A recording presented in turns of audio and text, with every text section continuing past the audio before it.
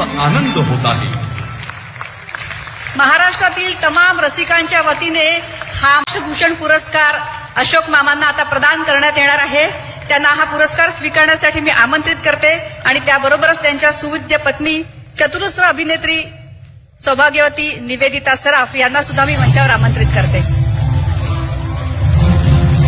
पुरस्काराची रक्कम 10,25,000 केली त्वरित रिपीट करा।